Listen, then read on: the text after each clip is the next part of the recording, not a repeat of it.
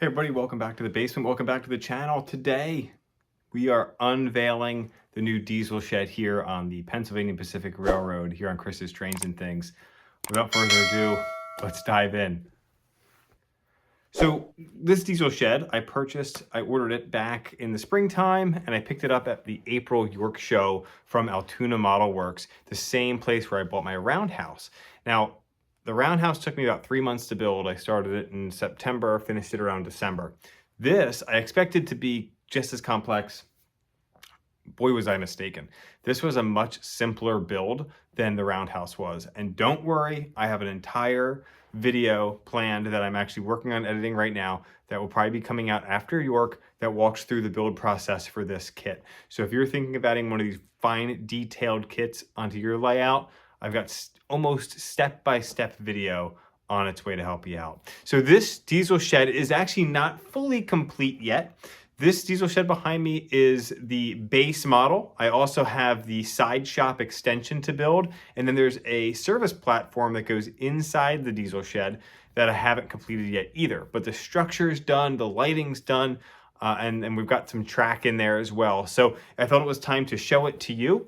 And then as we continue some of those finer other detail parts, we'll include you in on those videos as well. So let's go ahead, let's get a closer look. All right, so here you can see the diesel shed itself. This diesel shed is 32 inches in length. It is obviously, as you can see, set up for 2 tracks. Now there's some features that I have on mine that you can order when you purchase this, including the roll-up doors. Those you can get normal opening doors like I have on the roundhouse, or the roll-up doors. I prefer to do with the roll-up. You can do a pass-through option, which I've done, where your engines can actually go all the way through and out the back doors, or you can have those back doors closed off. You can also do the side shop add-on. So if you notice in the side here, we've got these walls and the high windows. There will be a side machine shop that will actually take over this space here. For now, I just have it like this because I haven't worked on that part of the build at this point. So really finely detailed, as we would come to expect from Altoona Model Works. I had the grouting work, the paint and the grouting work done by Bob, and then I just had to assemble it. I had to paint the windows and assemble them and the doors. And again, I'll go through that process when we do the build video.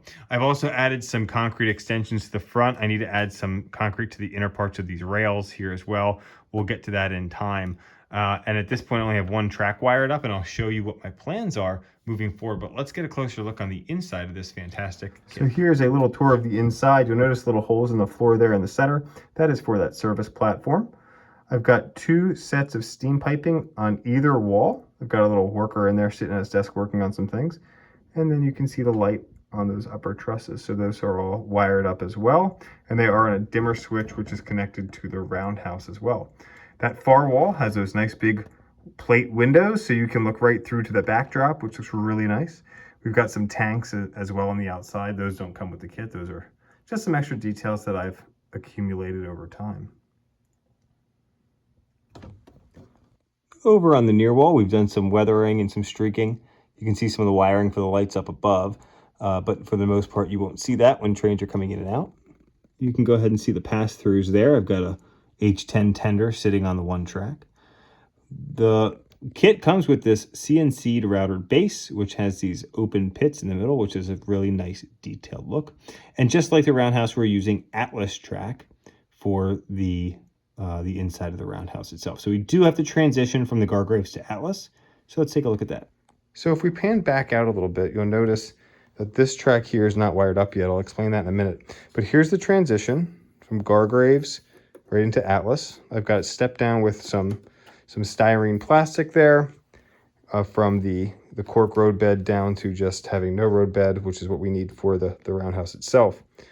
The reason this track is not hooked up just yet is I'm actually going to replace this section with a number 4 yard switch. And that is going to have a spur track that kind of comes off the side where this caboose is sitting. That's not the exact location, but pretty close.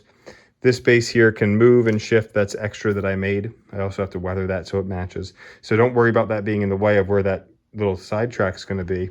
The goal is to be able to store my shark nose diesels here, or some other long diesels if I ever acquire more. So just having another outdoor track next to the shop. We've also have quite a bit of real estate over here, which is really nice. So I get my black backdrops to blend in, but we can do some other maybe office buildings, some other industry possibly, some scrap yards maybe over in this area, which will be really nice as the trains pass by. I did have to add another extension. So originally my last update video, I talked about adding this extension. All right, so for this section here, I built a 15-inch expansion out, and then we just have it angled straight in to just mesh directly with what the layout was already doing. We'll add the fascia and make this blend so it doesn't even look like it was ever an expansion. So we've got our 2 tracks go into our diesel facility here. The diesel shop came over and it was right here, parallel to kind of where my hand is.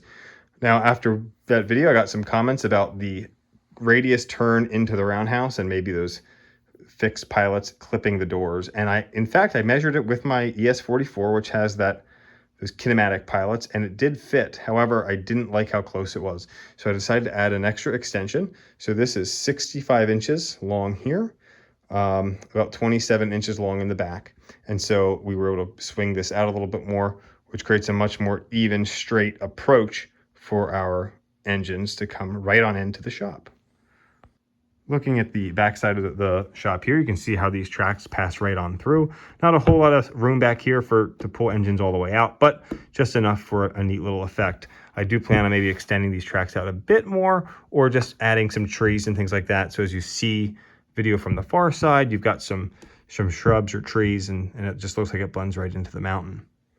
On this side, we'll have our machine shop, and then I do plan on having some more concrete over in this area, maybe some dumpsters or some scrap.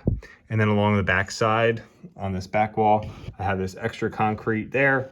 We'll probably expand that out a little bit more as well. This has a 2-roof design. The bottom roof does get the roofing texture, just like the roundhouse. We've also got these nice vents.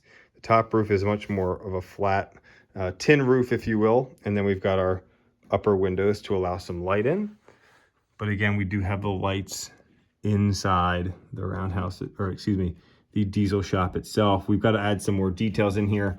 It'll look really nice once that service platform's in, but I do need some more 3D printed just figures and things like that to fill this in, just like we did in the roundhouse and we'll continue to do in the roundhouse. Those types of detail parts never seem to end in this hobby. There's always more that you can get, and they're endless when you get to all the different options that are out there. So I'm excited to fill this place up with people and other details, and certainly some diesels.